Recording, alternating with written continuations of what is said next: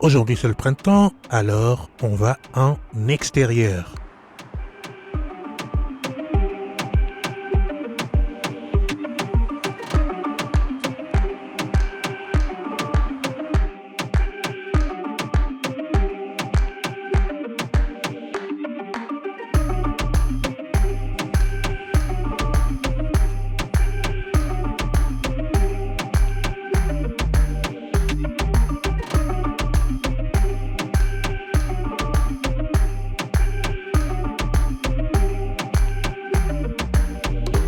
Bonjour, c'est Jean-Serge Louba, le spécialiste des relations plus épanouies au quotidien. Eh bien, aujourd'hui, on va parler de ce ne soit pas quelque chose de facile d'être quelqu'un d'intéressant pour les autres. Est-ce que tu peux dire que tu es quelqu'un d'intéressant pour les autres? Et si oui, comment est-ce que cela se passe? Comment faire en sorte d'être intéressant pour les autres? Je te propose de l'aborder en 3 chapitres. Franchement, parce qu'il n'y a pas plus désagréable que d'être avec quelqu'un et d'avoir le sentiment de s'ennuyer, d'être en train de perdre du temps et d'avoir l'impression qu'il n'y a rien de positif dans la conversation. Imagine-toi dans cette situation. C'est quelque chose que tu n'as pas envie d'expérimenter. Alors, allons-y.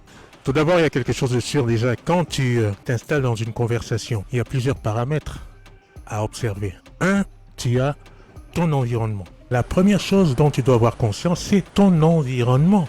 Qu'est-ce qui se passe autour de toi? Regarde, l'espace, il est agréable, le temps, quel est-il? Et les personnes autour de toi, comment sont-elles? Donc je pense que tu dois tenir compte de ton environnement, de ce qui se passe autour de toi, du temps qu'il fait en premier. Après, je sais, on est tous tentés d'aller en avant, de commencer à parler de nous, de commencer à parler de nos problèmes, de nos occupations, de nos préoccupations. Mais ce n'est pas comme ça qu'on va susciter de l'intérêt en face de nous. Donc plutôt que de vouloir céder à la tentation de parler absolument de nous, de ce qui se passe dans notre esprit, dans notre cœur, etc., de vouloir absolument se mettre en avant, un petit effort d'abord pour un ancrage premier. Et ensuite, pourquoi pas après, évidemment, quand les choses se dessinent un peu plus, eh bien, là, on va essayer de tester un peu l'eau aussi entre-temps, parce que voilà, on est dans l'environnement, on va tester, on va voir si c'est chaud, si c'est froid. Et après, une fois qu'on est prêt, pourquoi pas,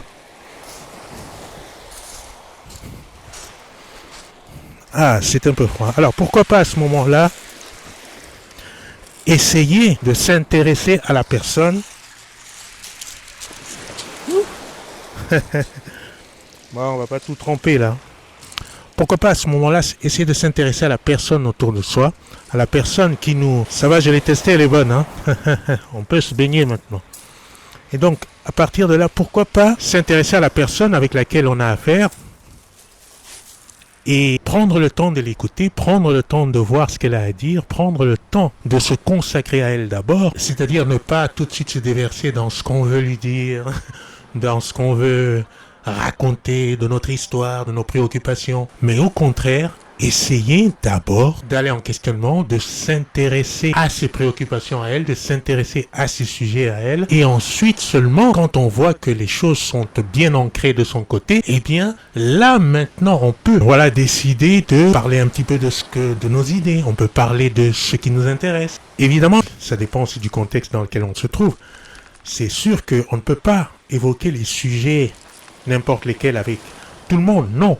Ça dépend de la personne qu'on a en face, ça dépend de la qualité de nos rapports, ça dépend de ce qu'elle nous dit, ça dépend de notre humeur, ça dépend du moment, ça dépend de tout un tas de choses qui font que, évidemment, la conversation va prendre une tournure particulière. N'empêche, c'est quand même quelque chose de significatif, à savoir que c'est le contexte qui va favoriser l'échange, le fait que tu t'intéresses réellement à la personne en face et que par ce simple fait de l'avoir mise en confiance, eh bien tu peux maintenant toi aussi t'autoriser au fait d'être écouté dans la perspective d'un échange réciproque. Tu le vois, c'est une sorte de dynamique à trouver. J'espère que le son va être agréable parce qu'il y a quand même beaucoup de bruit en extérieur. Donc être intéressant, c'est ça. Être intéressant, c'est en résumé s'intéresser à l'autre et créer ce désir de partage, ce désir de prolonger le moment dans le futur.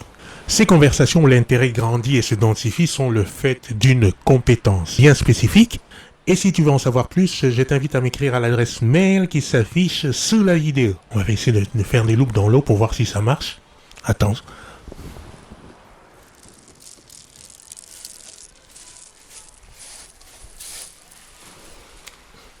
Alors c'est quelque chose que j'aimais faire quand j'étais tout enfant et là il va falloir que je le retravaille. Mais en attendant, je te dis à la prochaine vidéo.